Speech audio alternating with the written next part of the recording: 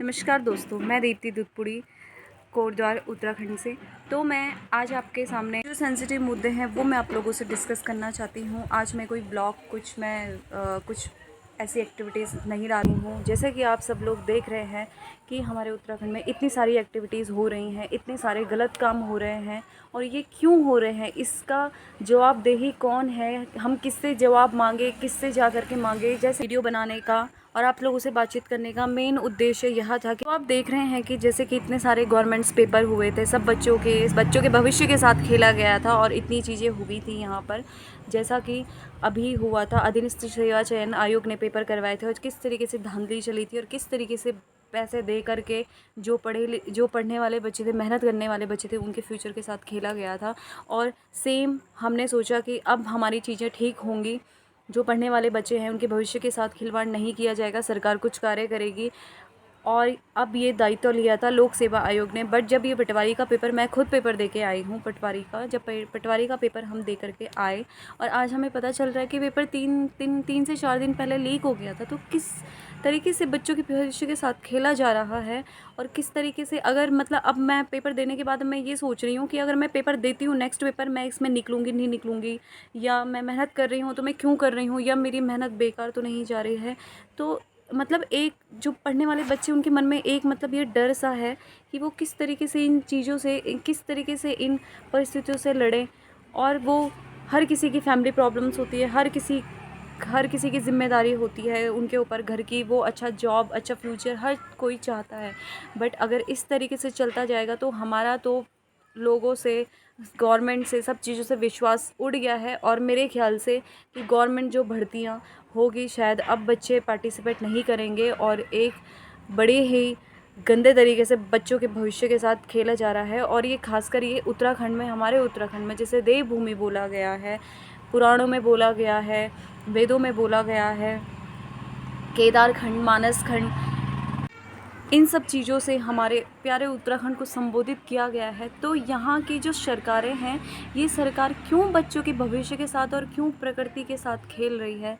मैंने पहले भी ये चीज़ डिस्कस करी थी। आप लोग जैसे देख रहे होंगे कि जोशीमठ में इतने सारे ये हो गए हैं, इन लोगों को इतना समझ नहीं आ रहा कि आप प्रकृति के साथ छेड़छाड़ करोगे तो प्रकृति उसका रिटर्न देगी। अगर आप किसी व्यक्ति के साथ गलत करते हो तो आपको आपके कर्मों के अनुसार वापस रिपीट करके वो चीज़ें मिलती ही मिलती है। तो प्रकृति से किस प्रकार छेड़छाड़ कर रहे हो, और आप छेड़छाड़ कर रहे हो प्रकृति से अगर, तो प्रकृति आपको रिटर्न में वो चीज़ देगी ही देगी। आप इन लोगों के लिए, एग्ज़ाम्पल तो क्या, शायद ये इतना बड़ा सबक था सिखाने के लिए प्रकृति ने दिया था। ये केदार आपदा हो गई और यहाँ पे कोरदा में यहाँ पे बाढ़ आई थी, जब वो हो गया, इतने घर प्रभावित हुए थे, इतने परिवार प्रभावित हुए थे, लोगों के इतनी हानि हुई थी लोगों को।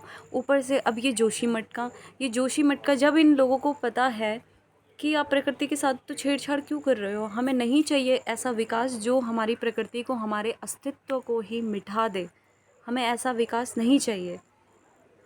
तो सरकार ना जाने ये किस प्रकार के कार्य करी और किस प्रकार से भविष्य में बच्चों के फ्यूचर के साथ खेल रही है। अगर मैं अपना पर्सनली बोलूँ, अगर ये सब चीज़ें रहेगी तो जो मेरा अधिकार है, वोट देने का अधिकार, मैं अपना वोट किसी को भी नहीं दूंगी, चाहे वो कोई भी गवर्नमेंट हो, मैं वोट नहीं दूंगी अपना। मैं अपने अधिकारों का पूर्णतः निर्वाह करूंगी।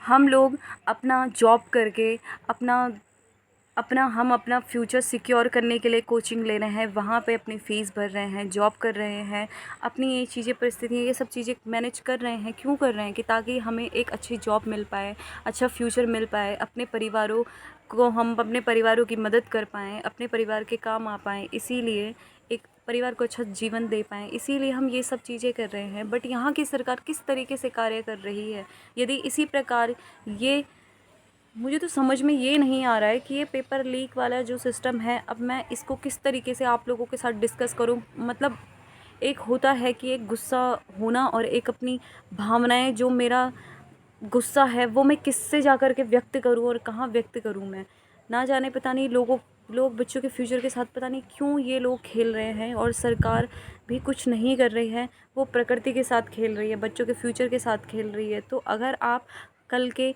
आने वाले अपने राष्ट्र और अपने भविष्य के साथ खेलोगे तो आपको बर्बादी के सिवा कुछ नहीं मिलने वाला है। ये मैं आज आप लोगों को बोल देती हूँ। और यहाँ की जो गवर्नमेंट है, यहाँ की गवर्नमेंट अपने फ़ायदे के लिए यहाँ पे जो बैठे हुए अधिकारी हैं, ये बच्चों के फ्यूचर के साथ खेल रहे हैं, चाहे वो गवर्नमेंट के अधिकारी हैं, सरकारें, यहाँ की सरकारें, बाहर के लोग यहाँ पे आ रहे हैं।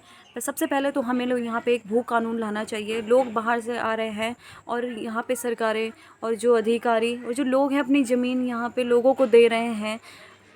यहाँ पे लोग रिज़ॉर्ट बना रहे हैं, होटल्स बना रहे हैं बड़े बड़े। इससे भूस्खलन नहीं होगा। आप कितने पेड़ काटोगे, आप कितनी चीज़ें करोगे, इससे प्रकृति के साथ छेड़छाड़ नहीं होगा। प्रकृति के साथ अगर गलत कार्य करोगे तो प्रकृति आपको दंड स्वरूप देगी ही देगी। प्रकृति और बच्चे इस देश का भविष्य हैं और आप इन चीज़ों से खिलवाड़ करेंगे तो आप ना कभी सुखी रह सकते। तो मेरा आप लोगों से विनम्र निवेदन है कि आप लोग प्लीज़ एकत्रित होकर के, इकट्ठे होकर के ये जो सब चीज़ें हो रही है इनके खिलाफ़ आवाज़ उठाएं।